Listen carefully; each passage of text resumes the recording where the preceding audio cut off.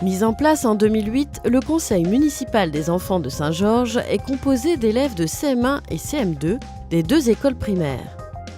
Ils se réunissent régulièrement tout au long de l'année pour apporter leur vision et idées sur la vie de la commune. On voulait d'abord qu'ils mettent les 2 écoles ensemble, c'est-à-dire des enfants des 2 écoles qui font un projet commun.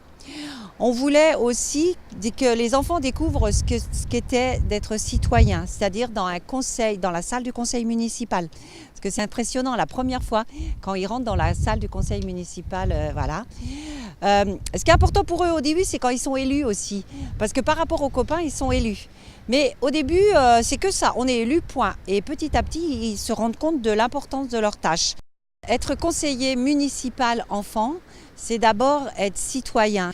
Par exemple, quand d'eux-mêmes, ils disent oui, c'est pas normal, il y a des papiers qui traînent.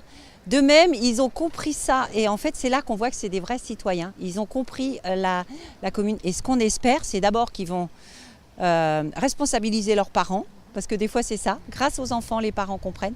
Et que petit à petit, ils veulent une commune propre, des gens qui sont bien ensemble à Saint-Georges, quoi. De la décision de l'achat et du choix d'un abri à vélo à installer place de la mairie, en passant par la participation à la fabrication des décorations de Noël, les actions des enfants tout au long de l'année sont multiples et variées. Cet été 2016, ils ont participé à un projet artistique nommé Land Art, mené avec l'artiste Patrice Le Breton. Ainsi, ils ont pu fabriquer, avec son aide, un banc de poissons installé place de la mairie, qui avait pour but d'inciter les passants à venir découvrir l'exposition de l'artiste à la Maison de la Rivière. Les enfants très intéressés, très intéressants aussi. Ils sont bien rentrés dans la démarche.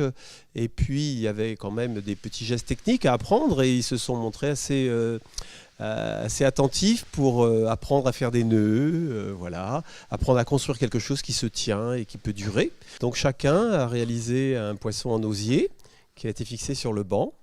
Et puis cet après-midi, il y en a qui ont eu à cœur de recommencer en équipe, d'en faire un à plusieurs. Au mois d'octobre, 6 nouveaux enfants de CM1 ont été élus pour cette nouvelle année scolaire. Ces petits élus, très impliqués dans la vie de la commune, n'en oublient pas pour autant leur esprit enfantin et terminent toujours leur rencontre par des moments de convivialité.